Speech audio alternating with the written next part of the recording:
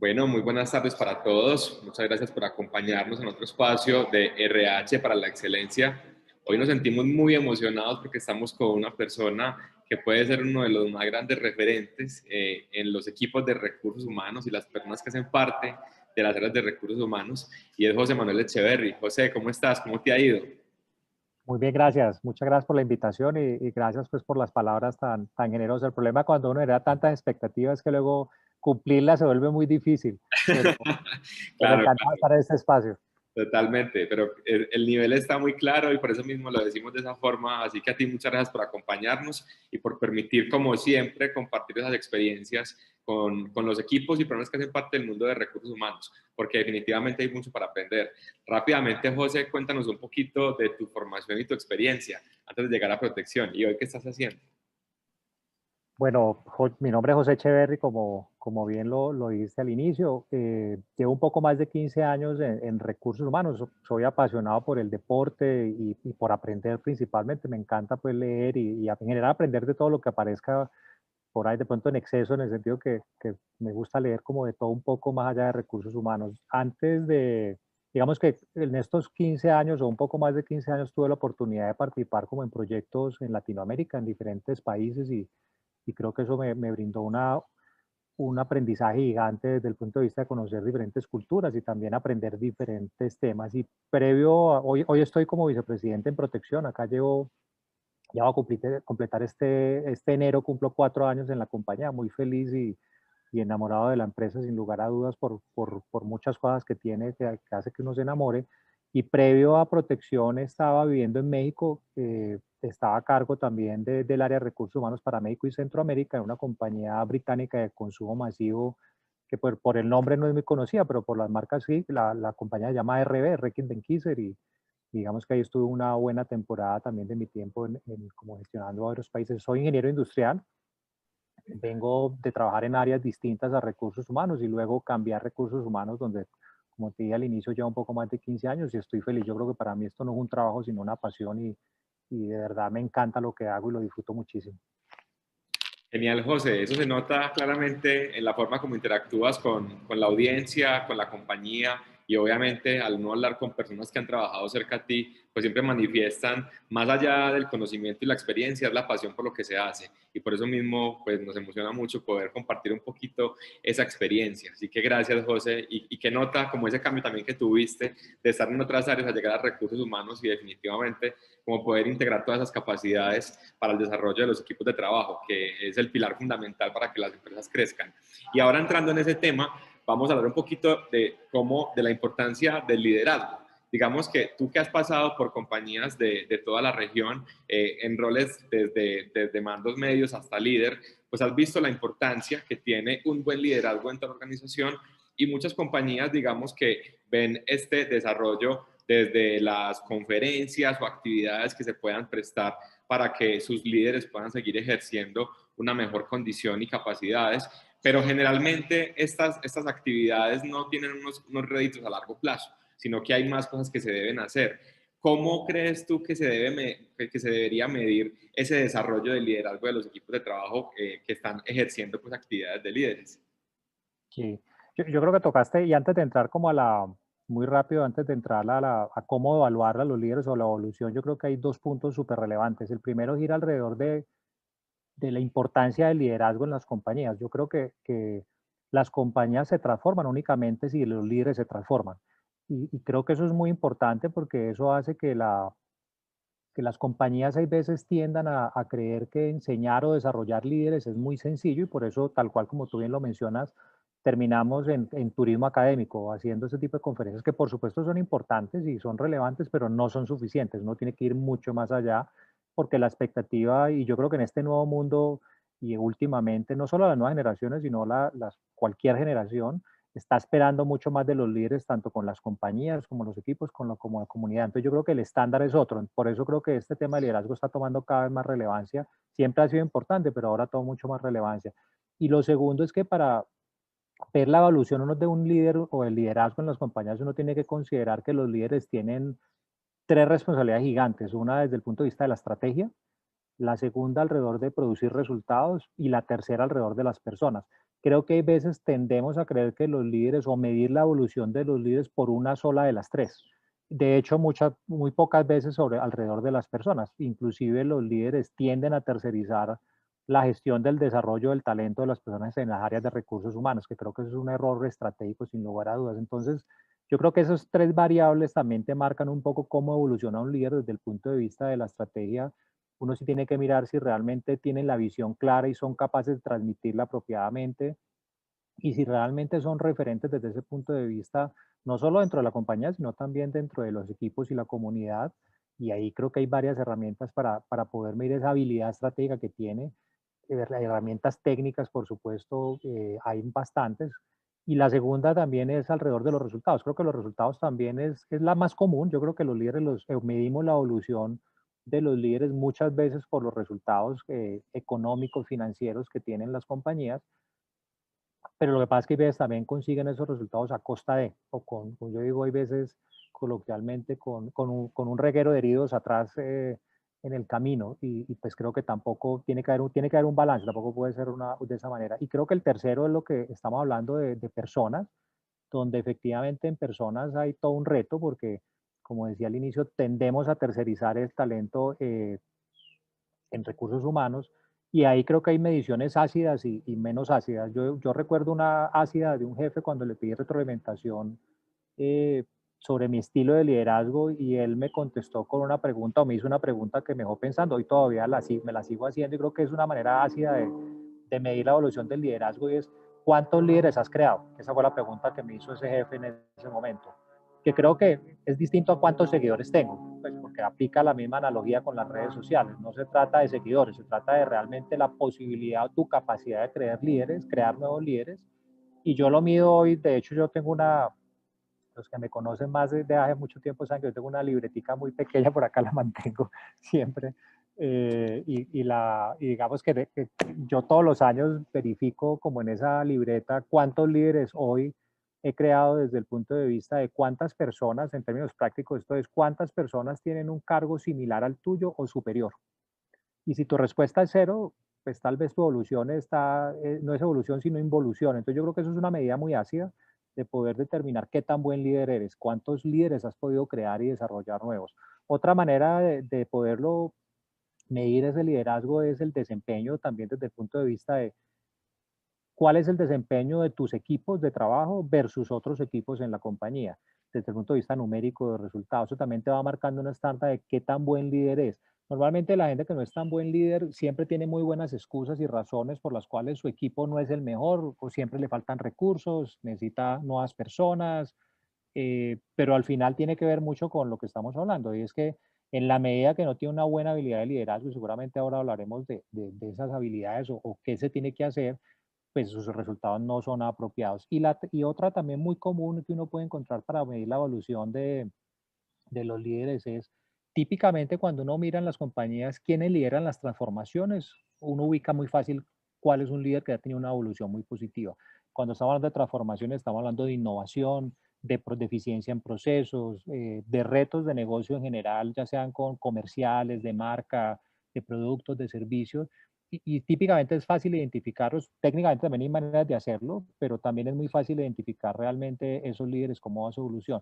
Y hay otras herramientas que creo que también son muy comunes. Creo que los que estamos en recursos humanos las manejamos bastante bien, que ahí están los 360 y otra serie de herramientas predictivas que te ayudan a determinar un poco no solo el potencial de liderazgo de la persona, sino también esa evolución que ha tenido en el tiempo, para poder ir mirando una foto del antes y el después de esos líderes al respecto. Entonces yo diría que esas son como las maneras de poder uno ir contrastando la evolución. Y yo creo que para mí la Asia es la que más me encanta, porque creo que esa es una buena manera de realmente ver tu capacidad de gestión de personas, que creo que es una responsabilidad gigante que tenemos los líderes y que terminamos tercerizando en recursos humanos.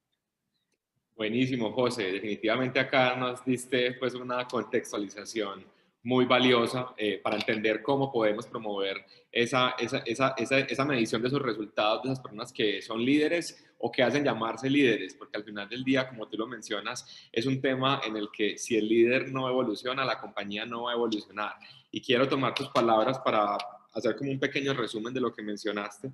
Primero, cómo ese líder tiene que estar enfocado en 3 áreas específicas, que es el área estratégica, desde la perspectiva de los resultados y, por supuesto, desde la gestión de las personas. La importancia que tiene que el líder de entrada tenga la visión clara y la pueda compartir, y también creo que ahí hay una forma de poder empezar a medir ese liderazgo. Si realmente su equipo de trabajo tiene clara cuál es la visión, lo más seguro es que el líder está haciendo por lo menos el proceso de comunicación de forma indicada. Y sin lugar a dudas, este último aprendizaje que te dio ese jefe y que hoy lo sigues impulsando, me parece muy valioso y nos sirve a todos los líderes, no solamente a los que están en el mundo de recursos humanos, sino a cualquier líder, y es poder entender cuántas personas que han pasado por la gestión de este líder, pues también se han convertido en nuevos líderes. Eso definitivamente me parece que tiene mucho sentido, porque al final del día, como lo mencionas, el rol del líder tiene que ser promover que las cosas pasen y que no dependan de él. Es más un rol de facilitador.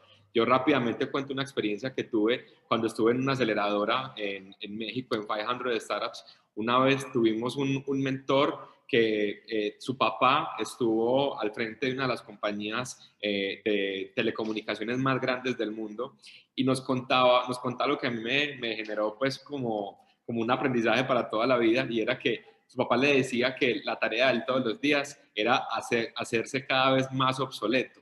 Es decir, a él le iba bien si él se hacía obsoleto, si la compañía cada vez dependía inmensamente menos de él. Y yo creo que esto va muy alineado con esto que estás mencionando, y que definitivamente responsabiliza a los que hoy están desde el rol de líderes, pues a buscar esas prácticas para que puedan desarrollar a sus equipos y, por supuesto, cumplir con esos resultados de negocio. Así como mencionas también cómo podemos medir ese desempeño de nuestro equipo versus otros equipos que están dentro de la organización. Así que, José, qué nota de conversación. Y con base en esto te hago otra pregunta, y es como, bueno, ya hablando un poquito de tácticas, ¿cuáles tácticas les han funcionado a ustedes para promover ese desarrollo o esos resultados de los líderes al interior del equipo? ¿Y cómo ha sido un poco esa experiencia? Yo creo que en esto el poder de lo simple es relevante porque creo que también tendemos a volver muy etéreo ser líder. Entonces, cuando hablamos de liderazgo, terminamos hablando de muchas cosas, pero luego el líder no es capaz de accionar o de llevar a las manos, volver táctico estos procesos de transformación. Entonces, yo creo que hay varios temas ahí que creo que a nosotros nos están funcionando y que vamos en nuestro camino y nuestro proceso pues, de crecimiento. Uno tiene que ver con liderar con el ejemplo desde el punto de vista de evangelizar con haciendo las cosas uno mismo. Entonces yo creo que ahí hay dos ejemplos puntuales que a nosotros nos funcionan muy bien. Uno como recursos humanos, nosotros siempre todo lo que estamos lanzando pues a los equipos de líderes, primero lo practicamos nosotros. ¿Por qué? Porque no hace mucho sentido enseñarle a los líderes a hacer algo si nosotros no lo estamos haciendo en nuestros propios equipos. Eh, Ahora entro como más detalle, pero creo que eso es fundamental porque de lo contrario pierdes credibilidad y tampoco te queda fácil poder acompañar. Pero también en evangelizar, aquí arranca un tema muy relevante y es que uno tiene que arrancar con los equipos directivos también a vivir el proceso de manera sencilla, pero poderosa y potente. Y nosotros ahí lo que hemos definido, que nos ha funcionado muy bien, como te decía, es cómo aterrizar qué es ser líder. Y entonces yo creo que una práctica muy buena es definir cuáles son esas prácticas de liderazgo que tienes en tu compañía, que son las que esperas y necesitas desde temas tan simples como retroalimentar, como obtener resultados, como colaborar o tener conversaciones abiertas. Entonces, nosotros hemos definido como unas prácticas de liderazgo que son muy sencillas, muy básicas, y esto nos ha permitido como arrancar desde el equipo directivo e ir cascadeando para armar una cosa que nosotros llamamos coloquios, y estos coloquios simplemente es cómo hacemos que los líderes transmitan este mismo mensaje, qué se espera de los líderes y cuál es el estándar de los líderes, marcar esa primera línea base en la cual debemos trabajar para que ellos lo empiecen a vivir y a exponerse con sus propios equipos. Y yo diría que el secreto es no reemplazar el rol del líder en esa tarea. Usualmente en estas actividades, los de recursos humanos tendemos a ser los que hacemos el despliegue, el desarrollo y todas estas conversaciones, este tipo de coloquios como lo llamamos nosotros. Acá nosotros no podemos caer en esa tentación de reemplazar al líder en ese rol de desarrollar las personas y hablar de estrategia y resultados. Entonces nosotros le hemos dado como mucho poder a esos líderes para que se hagan cargo de eso y sean accountables de todo ese proceso. Eso nos ha funcionado supremamente bien. Creo que otra cosa que nos ha ayudado muchísimo es el hecho de empezar a crear comunidades de líderes, de tal manera, líderes formales e informales por medio de diferentes comunidades. Entonces, lo que hemos empezado a construir desde hace varios años que ha tomado mucha fuerza y hoy tiene un poder importante de la compañía, es tener muchas personas que tienen habilidades innatas de liderazgo, no necesariamente hoy son líderes, pero tienen unas habilidades innatas y un deseo de construir y ayudar a transformar la compañía. Y esto los hemos organizado en diferentes comunidades alrededor de conocimientos como innovación, ciencia de datos, en fin, procesos, una serie de actividades. Y allí nos ha permitido en ese espacio también empezar a formar a sus potenciales líderes o futuros líderes y a los que ya son líderes a irlos preparando en ese proceso, pero lo más interesante es que al final se crea una comunidad de liderazgo. Entonces, esas comunidades empiezan a conversar y empiezan a compartir buenas prácticas y también empiezan a ser como los agentes de cambio de todo un proceso de transformación de liderazgo. También nos ha funcionado muy bien. Nos ha funcionado usar algunas herramientas muy sencillas, pero para nosotros muy poderosas. Nosotros creamos un par de herramientas eh, con tecnología, obviamente, y que nos sirven muchísimo. Una es que usamos una herramienta para hacer feedback instantáneo en línea, lo cual permite que cualquier persona le pueda escribir, inclusive al presidente de la compañía, a mí o a un par o al que quiera, para retroalimentarlo. Por ejemplo, un ejemplo, o algo sencillo es terminar esta reunión, esto fue una reunión de trabajo, y que tú al final de la reunión termines y me mandes un feedback en línea donde me dices qué hice bien y qué hice mal o qué no hice tan bien. Y con eso lo que estamos buscando no es reemplazar el feedback uno a uno, sino crear una cultura justamente de empezar a conversar y a tener conversaciones poderosas, porque esto al final genera un tema de que hay cosas que yo probablemente no entienda de tu feedback, entonces te voy a buscar para que profundices y empecemos a tener una conversación más profunda. Y otras alrededor de reconocimiento, donde también lo que estamos buscando es cómo seguir moldeando la cultura y reforzando comportamientos positivos. Y lo que hacemos es cómo reconocer a las personas también en línea, de tal manera que cuando haya un resultado sobresaliente, yo pueda reconocerte a ti por ese esfuerzo, que también me garantiza a mí moldear la cultura desde el punto de vista de que refuerzo ese comportamiento positivo en ti como líder y como persona que logró un resultado importante. Entonces yo diría que ha sido una mezcla como de temas que nos han ayudado en todo este proceso, pero que sin lugar a dudas esa mezcla es la que permite empezar como a avanzar y a construir en ese viaje, pero creo que no puede ser una sola acción, tienen que ser como por varias aristas empezar a abordar el tema.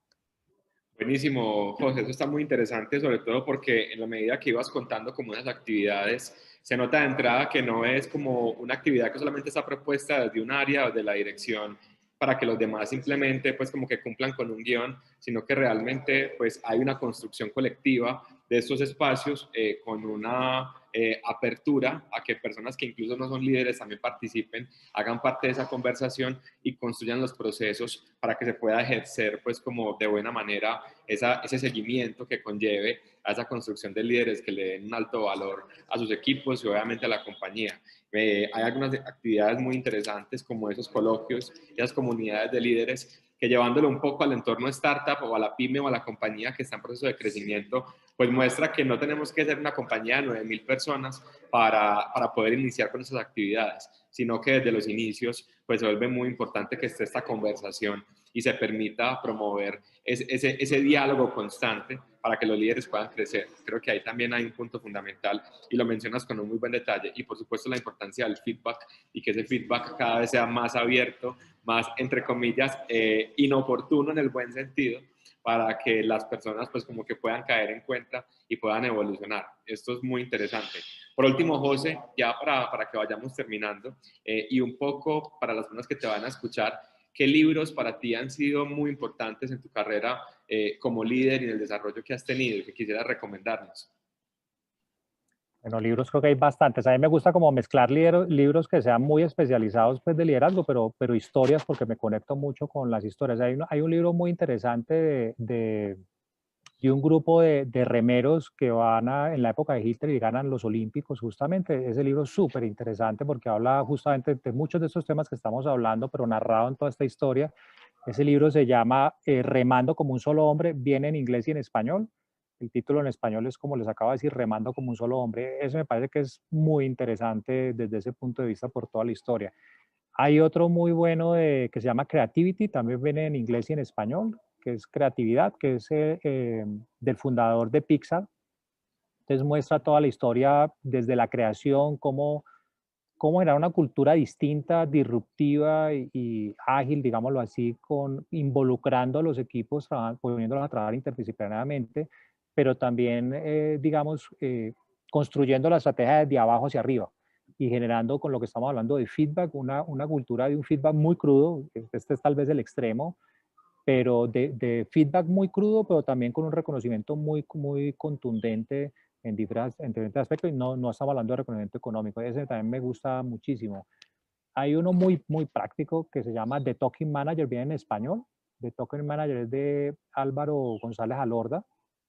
Es realmente práctico porque te da tips, es un libro relativamente pequeño, digámoslo así, pero te da tips súper buenos para poder entender qué tenés que hacer cuando eres líder o cuando llegas a un rol de líder, qué tipo de conversaciones debes tener, cómo preparar las conversaciones y cómo ejecutar eso, y te da una lista de chequeo, es extremadamente práctico y potente. Y hay uno muy bueno que se llama Helping People Change. Ese no estoy seguro si viene en español, pero ese es de Richard Boyatzis.